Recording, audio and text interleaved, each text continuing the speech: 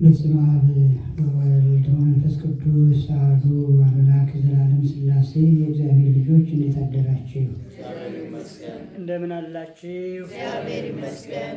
እንዴት ከረማችሁ? እግዚአብሔር ይመስገን። ምስጋና የባህርይ ብቸኛ ገንዘቡ የሚሆን የአባቶቻችን የቅዱሳን አምላካችን ቅዱስ እግዚአብሔር ተነግሮ ተሰፍሮ ተለክቶ ስለማያልቀው ስለ ቸርነት ስራ ሁሉ ቅዱስ ስሙ የተመሰገነ ይሁን።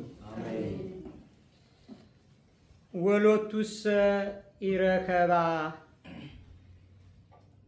በሉት እስቲ ይህንን ቃል ወሎቱሰ ኢረከባ እርሱን ግን በሉት በደንብ እርሱን ግን አላገኙትም። የሉቃስ ወንጌል ምዕራፍ 24 ከቁጥር 46 ላይ ያለ ኃይለ ቃል ነው። ዛሬ የኤማሁስ መንገደኞች የሚባሉ ሉቃስና ቀለዮጳ የሚባሉ ሁለቱ መንገደኞች፣ ሁለቱ ቅዱሳን፣ ሁለቱ ሰዎች፣ የእግዚአብሔር ሰዎች፣ እግዚአብሔርን በልባቸው የሚያወሱ እግዚአብሔርን በልባቸው የሚያስቡ ሰዎች የሚታሰቡበት እሑድ ነው። የተነበበልን የቅዳሴያችን ወንጌል ቅድም ቅዳሴ ላይ እንደሰማችሁት አሁን የጠቀስነው ምዕራፍና ቁጥር ነው። የሉቃስ ወንጌል ምዕራፍ ስንት ነበር? 9:56 ምዕራፍ ስንት? ምዕራፍ 24 ሁለት ጊዜ ነው ይሄ የተነገረው። አንደኛ ቅዳሴ ላይ ተነቧል። ለነገሩ አንዳንዶቻችሁ ግማሽ ቅዳሴ ወንጌል ከተነበበ በኋላ ነው የመጣችሁት። ለዛ ነው ግን ቀደም ብላችሁ የመጣችሁት እሱን የተነበበው አሁን ደግሞ ተናግሬዋለሁ። የሉቃስ ወንጌል ምዕራፍ 24 ነው። ቁጥሩ የሚጀምረው ከ13 ነው። ከላይ ከፍ ብሎ 13 ይጀምራል እስከ 46 ፍጻሜው አካባቢ ድረስ። ስለዚህ ይተርካል። እንግዲህ በየዓመቱ የሚነገር ኃይለ ቃል ነው። በልባችሁ በሁላችሁም ልቡና ውስጥ ተጽፎ ያለ ቃል ነው። ግን በየጊዜው ሲነሳ ደግሞ የእግዚአብሔር ቃል ሁልጊዜ አዲስ ነው። ማለዳ ማለዳ አዲስ ነው፣ ታማኝነትህ ብዙ ነው ይላል የእግዚአብሔር ቃል። ቃል ሁልጊዜ ሲነገር በሕይወታችን ብዙ ለውጥ ያመጣል፣ አዳዲስ ነገር። አንደኛ የመጀመሪያው ነገር ከወቅታዊ ሁኔታዎች ጋር እናመዛዝነዋለን፣ ማለት እናነጻጽረዋለን። ከክስተቶች ጋር፣ ከነጸብራቃዊ ሁኔታዎች ጋር፣ ከኩነቶች ጋር፣ እየሆኑ ካሉ ነገሮች ጋር በእኛ ዙሪያ ሊሆን ይችላል፣ በአካባቢያችን ሊሆን ይችላል፣ በዓለም ላይ ሊሆን ይችላል። ቃሉን ስንሰማ ትዝ የሚለን አዎ ይሄ ቃል እኮ ይሄው ከቃሉ የተነሳ ነው እንዲህ የሆነው ለዚህ ነው እኮ እንላለን። ወይም ደግሞ ቃሉ በልቡናችን ቃሉ ሲነበብ እንዲህ እንላለን። ባይነበብም ደግሞ ሁኔታዎች ሲከሰቱ፣ ሁኔታዎች ሲፈጠሩ፣ ሁኔታዎች ገሃድ ሲወጡ ሲታዩ መጽሐፍ ቅዱስ እኮ እንዲህ ይላል፣ ወንጌል እኮ እንዲህ ይላል፣ ነቢያት እኮ ቀድመው ተናግረዋል፣ አምላካችን ኢየሱስ ክርስቶስ እኮ ተናግሯል፣ ስለ መጪው ዘመን፣ ስለ ኋለኛው ዘመን፣ ስለ ፍጻሜው ዘመን ተናግሯል። ስለዚህ ብርቅም ድንቅም የለም፣ አዲስ ነገር የለም፣ በገጠመኝ የሚሆን ነገር የለም። ሁሉም ነገር ተጽፎ በስነ ስርዓት ተቀምሮ ተለክቶ ተመጥኖ የተቀመጠ ነገር ነው። የሁላችሁ እንደዚህ ሆነ። በደብረ ዘይት ተራራ ላይ ጌታችን ሐዋርያትን ሰብስቦ ወደ ቤተ ፋጌ በዚያ በደብረ ዘይት ሲሄድ ሐዋርያት ከበቡትና ተሰበሰቡና የሕንፃውን ማማር አሳዩት ይላል። እንግዲህ አብይ ጾም ላይ ወደኋላ መለስ ብለን ከትንሣኤው በፊት ባሳለፍናቸው ሳምንታት ውስጥ አንደኛው ሰንበት የሚጠራበት ላይ ያነበብ ነው። የሕንፃውን ማማር የጧት ፀሐይ አርፎበት ነበርና ያንጸባርቅ ነበርና ይላል። እንግዲህ ሲያንጸባርቅ አይተዩት አየኸው፣ አዩትና አየኸው ይህ ሕንፃ ማማሩ አሉት። እሱ ደግሞ ምን አላቸው? ድንጋይ በድንጋይ ላይ ሳይወድቅ በዚህ አይቀርም፣ ይህ የምታዩት ያማረ ቤተ መቅደስ ይፈርሳል አላቸው። በኋላ ጥጦስ የተባለ የጦር አለቃ ሰራዊቱን አስከትቶ መጥቶ አፍርሶታል። በእርግጥ ወታደሮቹም አንዱ ወታደር አንዷን ድንጋይ ሲፈነቅላት ወርቅ ሲያገኝ ሁሉም እናገኛለን እያሉ ፈንቅለው ጨርሰውታል። አንድም በጦርነት አውድመውታል። ያ ትንቢት ተነግሮ ነበረ። ነገር ግን ከዚያው አያይዞ ጌታችን ምን አላቸው? ስለ ፍጻሜው ዘመን፣ ስለ አሁኑ ዘመን፣ እኛ ስላለንበት ዘመን አሌሎቱ ወየውላቸው እያለ በዚያን ቀን በተለይ ለእርጉዞችና ለሚያጠቡ ወየውላቸው። እርጉዞች አለ ኃጢአትን ጸንሰው ለሚያጠቡ አለ ኃጢአትን ለሚወልዱ ለሚያሳድጉ፣ በግብር ለሚያሳድጉ፣ በስራ ለሚገልጡ ወየውላቸው። ያ ቀን ለነሱ ይከብድባቸዋል። ሽሽታችሁ በክረምት እንዳይሆን በሰንበትም እንዳይሆን ጸልዩ አለ። ክረምት ታች ውሃ ላይ ዝናብ ነው። ሰንበትም ደግሞ ሁሉ ወደ ቤተ እግዚአብሔር ሁሉ ወደ ቤቱ የሚከተትበት ነው። መንገድ የሚያሳይ የለምና በፍጻሜ ዘመን ቅዱስ ዳዊት በመዝሙሩ መዝሙር 2 ላይ ብዙሃን ለይቤሉ መኑ ያሬየነ ሰናይቶ ታውቀ እግዚኦ ብርሃነ ገጽከ፣ አቤቱ ቸርነት ምሕረት ብርሃን በእኛ ዘንድ ታወቀ። ብዙዎች ግን በእኛ ዘንድ ታወቀ፣ ክርስቶስ ተገለጠ፣ ልጅ ተገለጠ። ብዙዎች ግን በጎውን ጎዳና ማን ያሳየናል ይላሉ። መንገድና ሕይወት እኔ ነኝ ያለውን ክርስቶስን የማያውቁ ብዙዎች ይደናገራሉ። መንገድ እርሱ ነው። ወደ አብ የምንሄድበት ወደ አባቱ የምንሄድበት መንገድ። ያለ ወልድ ያለ ክርስቶስ አባቱን ማወቅ አይቻልም። ያለ ወልድ ያለ ክርስቶስ መንፈስ ቅዱስን ማወቅ አይቻልም እና ስለዚህ በዚያን ጊዜ ዳዊት እንዲህ ትንቢት ተናገረ። ክርስቶስም ተናገረ። ክርስቶስ የተናገረውን ክርስቶስም ተናገረ። መጻሕፍት ቀድመው ስለተጻፉልን፣ ነቢያት ስለተናገሩ፣ ክርስቶስም በወንጌል ስለተናገረ በዘመናችን በጊዜያችን የሚሆኑት ነገሮች እንግዳ ነገሮች አይደሉም። አዲስ ነገር የለም። አሁን ሰሞኑን ሚዲያው የምታዩት ነው አይደል? የዛሬ ሳምንት በነበረው አገልግሎታችን በዚህ ጉዳይ ላይ ምንም አላልኩም። ዛሬም ምንም ልል አልፈልግም። ለምን? ሊቃውንቱ ብዙ ብለውበታል። የሆነው ሆኗል።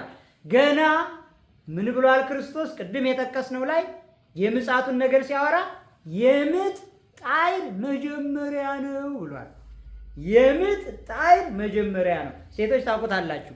መጀመሪያ ምጥ ሲመጣ እንዴት የሚያደርገውን ነገር እናንተ ታውቁታላችሁ። መጀመሪያ ህመሙ ስሜት አለው። ከዛ ምን ይሆናል? እየተፋፋመ ሐኪም ቤትም እንደዛ ነው የሚሉት። ሲፋፋም ነይ ነው የሚሉት ሴቷን። ያው እኛ ወንዶች በሚስቶቻችን እናውቀዋለን። እና ስለዚህ ምጡ ሲጀምር ወጋ ያደርጋል እንደሚሉት፣ እየጠነከረ ሲሄድ ደግሞ ይጠነክራል። አሁን በቤተ ክርስቲያናችን ላይ ያለው ፈተና የምጥ ጣዕር መጀመሪያ ነው። እገሌ የለም ወእገሌ የለም፣ እገሌ የለም ወእገሌ የለም፣ ከላይ የለም ከታች የለም፣ መካከል ላይ የለም። በዚህ ዘመን ፍጻሜን አሳምርልኝ ማለት ብቻ ነው የሚሻለው። የሚበጀው እሱ ነው። ፍጻሜን አሳምርልኝ ያለ ሰው መሻገር ይችላል። ፍጻሜን አሳምርልኝ ያለ ሰው መራመድ ይችላል። ስለ ፍጻሜው የሚያይ የማይፈርድ፣ በማንም ላይ እጁን የማያነሳ፣ ስለ ራሱ ብቻ እኔ በደለኛ፣ እኔ ስሁት፣ እኔ ደካማ ነኝና ያላንተ ድጋፍ ስለማልችል እርዳኝ ያለ ሰው እሱ መሻገር ይችላል። እሱ ማየት ይችላል። ይገርማቸዋል። ርዕስ ያደረግነው ምንድን ነው? እንዳያውቁት ዓይናቸው ተይዞ ነበር፣ ወይም ኢየሱስን ግን አላወቁትም፣ እርሱ እንደሆነ ግን አላወቁትም ነው የሚለው። ዛሬ ብዙዎች እንደዚህ ነው እየሆኑ ያሉት። እግዚአብሔርን በእግዚአብሔርነቱ ማወቅ ተስኗቸዋል። እነዚህ ነገሮች እኮ እነዚህ ሰዎች ሉቃስና ቀለዮጳ መንገድ ሲሄዱ ይገርማቸዋል። ፖለቲካ ትንሽ ውስጣቸው ቢኖርም፣ ምክንያቱም ይቤዥ ማለት እኛ ግን ተስፋ እናረገው ነበር፣ ወይም ብዙዎች ተስፋ ያደረጉት ነበር ማለት እኮ በእስራኤል ላይ ነግሶ ከአሕዛብ ነፃ ሊያወጣቸው፣ እነሱንም ቢትወደድ ሊያረጋቸው፣ በቀኝም በግራም ሊያስቀምጣቸው፣ ስልጣናትን ሊሰጣቸው እንደዛ የሚያስቡት ነበረ። መኳንንቲነ ቀተልዎ፣ አለቆቻችን ግን የአይሁድ ገዢዎች ግን እነሱ ገደሉት። ተስፋ እናደርገው ነበር አሉ። አምላክነቱን ያምናሉ፣ ደግሞ በግፉ ያዝኑ ነበር። ክርስቶስን ይሰማቸዋል።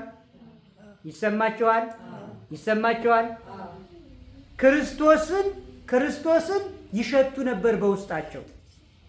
ዓይናቸው ግን ተይዞ ነበር። ለምን? ስለሱ ነበር የሚያወሩት። እንደው አይገርምም? ደግ ሰው ነበረ፣ ጻድቅ የዋህ ነበረ። በቃሉ ጉህሉት በአንደበቱ ሐሰት የለበትም ነበረ። እውነተኛ ሰው ነበረ። ግን በምቀኝነት ተነስተው ገደሉት። ብዙ ተስፋ እናደርገው ነበር እያሉ ስለ ሌላ አያወሩም። ስለ ኢየሱስ ነው የሚያወሩት። ስለ ኢየሱስ ሲያወሩ ግን፣ ስለ አምላክ ሲያወሩ ግን ተስፋቸው ከስጋዊ ተስፋ ጋር የተቀላቀለ ነበረ፣ የተደባለቀ ነበረ፣ አልጠራላቸውም ነበረ። ለዚህ ነው እንዳያውቁት ዓይናቸው ተይዞ ነበር የሚለን የሉቃስ ወንጌል ጸሐፊ ወንጌላዊው ቅዱስ ሉቃስ። ዓይናቸው ተይዞ ነበር። የሚገርመው ነገር መጀመሪያም ስለሱ ሲያስቡ ስለሱ ሲናገሩ የነበራቸው መረዳት የጠራ አልነበረም። እሱም መጥቶ ሲያናግራቸውም አንተኑ ነግዳ ለኢየሩሳሌም እስከሚሉ ድረስ ለቀባሪ አረዱት አይደል ይባል? ለቀባሪ አረዱት። እሱ ግን ቀባሪ አልነበረም። ለተቀበረው ለራሱ፣ ለሞተው ለራሱ፣ ስለሞተው ስለ ኢየሱስ ለኢየሱስ ይነግሩት ነበረ። ያንተ እንግዳ ነህ እንዴ? ደግ ሰው፣ ጻድቅ ሰው ተስፋ እናደርገው ነበረ። ተስፋችን ግን ይሄውና አለቆቻችን ገደሉት። ስለሱ ነው። ምን ትቆዝማላችሁ? ምን እያሰባችሁ? ምን እየሰራችሁ ነው ሲላቸው እኮ ነው። ዛሬም እኮ ክርስቶስ ይጠይቃል። ምን እያደረጋችሁ ነው? ስለ ኢየሱስ የሚያወሩትን ይጠይቃል። ዛሬም ክርስቶስ ኢየሱስን እናመልከዋለን የምንለውን እኛንም ይጠይቃል ክርስቶስ። በእግዚአብሔር ጉዳይ ለሚከራከሩ ሰዎች ሁሉ ይጠይቃል። አንተ ምን እያረክ ነው ይላል። እሱ ሲጠይቅ ግን እሱነቱን አለማወቅም አለ፣ ዓይን መያዝም አለ። መፍትሄውን ልንገራችሁ። ይሰማችኋል? ይሰማችኋል? በጣም ቀላል መፍትሄ አለ። ኢየሱስን ለማወቅ በጣም ቀላል መፍትሄ አለ። እኔ እናገራለሁ። የምናገረው ከኔ አይደለም፣ በሁላችን እጅ ካለው ከመጽሐፍ ቅዱስ ነው። እግዚአብሔር ከሰጠን በሃይማኖት ካገኘነው ከቅዱሱ መጽሐፍ ነው። እግዚአብሔርን ለማወቅ እግዚአብሔርን ለማግኘት ሁሉም በራሱ ትርጉም ይሄዳል። ሁሉም በመሰለው ይናገራል። አንዳንዱም ባወቀው ይናገራል፣ ሌላውም ባላወቀው ይናገራል። አንዳንዱ በመሰለው ይናገራል፣ ሌላውም በአጋጣሚ ይናገራል። ሁሉም ይናገራል። እውነተኛውን ኢየሱስን፣ እውነተኛውን ክርስቶስን፣ በተዋህዶ የከበረውን የድንግል ማርያምን ልጅ ኢየሱስ ክርስቶስን ለማግኘት ግን ማየት ለመቻል ግን ማየት ያስፈልጋል። በእውነት ማየት ያስፈልጋል። ዓይኖቻችን ጥርት ሊሉ ያስፈልጋል። ዛሬ በቤተ ክርስቲያናችን፣ ዛሬ በዓለም ሁሉ ችግር የሆነው ክርስቶስ ኢየሱስን አጥርቶ ማየት አለመቻል ችግር ነው። በክርስትና ብቻ ኢየሱስ ኢየሱስ ኢየሱስ የሚሉ እግዚአብሔር እግዚአብሔር እግዚአብሔር የሚሉ እኛን ጨምሮ በዓለም ላይ ስንት ይመስሏቸዋል? ለቁጥር ያታክታሉ። እነዚህ ሁሉ የተከፋፈሉት ለምንድን ነው? ኢየሱስ ክርስቶስን ማየት ስላልቻሉ ነው። ኢየሱስ ክርስቶስን ያዩ ደጋጎቹ አባቶቻችን ግን በተዋህዶ ሃይማኖት ኢየሱስ ማለት ማን እንደሆነ ገልጠውልናል። ሊቁ አባ ጊዮርጊስ ሊቁ በቅዳሴ ማርያም ላይ ምንድን ነው ያለው? ንነሰ በላይነ ወሰተይነ ምስሌው፣ እኛ ግን ከእርሱ ጋር በላን ጠጣን አለ። ሐዋርያት ሆኖ ሐዋርያትን ወክሎ ተናገረ። ሐዋርያት ናቸው በምሴተ ሐሙስ ከእርሱ ጋር የበሉ የጠጡ። ይህቺ ስንዱ እመቤት፣ ይህቺ ተዋህዶ ሃይማኖታችን ናት። ያንን ምሴተ ሐሙስን፣ የሐሙስን ምሽት የቅዱስ ሥጋውና የክብር ደሙን ስርዓት ብቻ ሳይሆን ዘላለማዊ ሕይወት ጠብቃ ያቆየች፣ መጋረጃዋን ሰርታ የጌታ የሥጋና ደም ይሸፈናል፣ ክብር አለው፣ ይከለልለታል፣ መጋረጃ ይደረግለታል ብላ አክብራ እሱ የሰጠውን ደግሞ ታቦቱን አዘጋጅታ ታቦቱ አልፋ ወኦ አያ ሸራያ ከመለስሙ ለኢየሱስ ክርስቶስ ይስግድ ኩሉ ብርቅ ጉልበት ሁሉ ለኢየሱስ ለጌታ ለኢየሱስ ክርስቶስ ስም ይንበርከክ የሚለውን ታቦቱ ይሄ ነው። ታቦቱ ያለበት እኮ ለስሙ ነው እኮ የምንሰግደው። ለታቦቱ የምንሰግደው ለስሙ ነው። እንዲህ አርጋ የያዘች እውነተኛው ሃይማኖት ይቺ ናት። ምስጢሩ ይሄ ነው። ኢየሱስ ክርስቶስን ማየት አልቻሉም ነበረ። ፊታቸው ሆኖ እያናገራቸው አላወቁትም ነበረ። ከቆይታ በኋላ ግን አወቁት። ምን ሲሆን ነው ያወቁት? ማዕድን ቆርሶ በረከት ሲሰጣቸው አብሮ ከነርሱ ጋር ሲበላ ዛሬ እግዚአብሔር ከእርሱ ጋር አብሮት የሚበላ ኢየሱስ ክርስቶስ ከእርሱ ጋር አብሮት የሚጠጣ ሰው ብቻ ነው ክርስቶስን ማየት የሚችለው። ያ ማለት ምን ማለት ነው? ስጋውን ስንበላ ደሙን ስንጠጣ እሱን ማየት እንችላለን። ስንቆርብ እግዚአብሔርን ማየት እንችላለን። ስጋውና ደሙን በንስሐ ታጥበን ወደ አባቶቻችን ወደ ካህናት ቀርበን ተናዘን ስጋውን ስንበላ አምነን ደሙን ስንጠጣ ከእርሱ ጋር ስሬት ስናገኝ ወደ እርሱ ቀርበን ስንታጠብ ብቻ እርሱን ማየት እንችላለን። ያለዚያ በመንጫጫት፣ ያለዚያ ባለማመን፣ ያለዚያ በመፎከር፣ ያለዚያ የሚያምሩ ቃላትን በማሽጎድጎድ እግዚአብሔርን ማየት አይቻልም። ማየት አይቻልም። አላዩትማ። ያወሩ ነበር እኮ ስለ እርሱ። እርሱ ደግ ሰው ይሉ ነበር። ደግ አይደለም እንደ ኢየሱስ? ደግ አይደለም እንደ እግዚአብሔር? ደግ ነበር። ጻድቅ አሉ። ጻድቅ እኮ ነው። ስለ እሱ እያወሩ ጻድቁ ደጉ እያሉ ግን እሱን አላወቁትም ነበር። ዛሬም ዓለም ኢየሱስ ኢየሱስ ኢየሱስ ትላለች። ዓለም ይላል። እሱን ግን ማየት አይቻልም። ማየት የሚቻለው አማናዊ ስጋውን አማናዊ ደሙን በማመን በጉህሉት አይደለም። በአንደበቱ ጉህሉት በአንደበቱ ክፋት የለበትም ብሎ መናገር ይቻል ይሆናል። ግን ደግሞ በልብ ሆኖ ክርስቶስን በመቀበል ክርስቶስን መቀበል ክርስቶስን ተቀበል እንደሚሉት መናፍቃን እንደሱም አይደለም። በንስሐ ሆኖ ቅዱስ ሥጋውን ክቡር ደሙን በመቀበል ከእርሱ ጋር በመኖር ራስን ለእግዚአብሔር በመስጠት ራሱን ለእግዚአብሔር የሚሰጥ ሰው ስለ ፖለቲካ አይጨነቅም። ያ ማለት ብዙ ጊዜ ተነጋግረናል። እውነተኛውን ፖለቲካ ማለት አይደለም። እውነተኛ ፖለቲካ ማለት ሀገር ማስተዳደር ነው። እሱ ከነቢያቱ ከጥንቶቹ ከነ ዳዊት ከነ ሳኦል ጀምሮ እስካሁን ድረስ በእውነት የእግዚአብሔር የሆኑ ሰዎች ይጠቀሙበታል። የእግዚአብሔር ያልሆኑ አስመሳዮች ደግሞ ጣዖቶች ለነሱ እንዲሰገድ የሚፈልጉ እነሱ ብቻ መኖር እንዲፈልጉ እነሱና የነሱ የሆነ ብቻ እንዲኖር የሚፈልጉ ግን እግዚአብሔርን አያገኙትም፣ እግዚአብሔርን አያዩትም። ከዚህ የተነሳ ዓለም ትሸበራለች። እግዚአብሔርም ደግሞ ምን ይላል? ክርስቶስ ምን አለ? ከዚህ በኋላ ቆርሶ ከሰጣቸው በኋላ ስለሱ ሲያወሩ ቆርሶ ከመስጠቱ በፊት ስለሱ ሲያወሩ ገሰጻቸው ይላል። ምን አላቸው?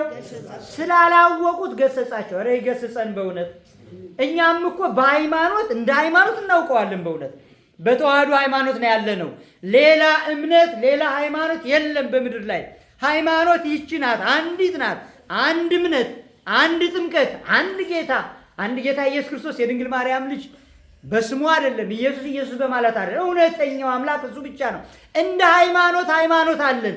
እንደ ምግባር ግን ከምግባር ለጎደል ለኛ አንተን ብሎ ክርስቲያን አንቺን ብሎ ክርስቲያን ለምን እንዴት እያለ እንዲገስጸን ፈቃዱ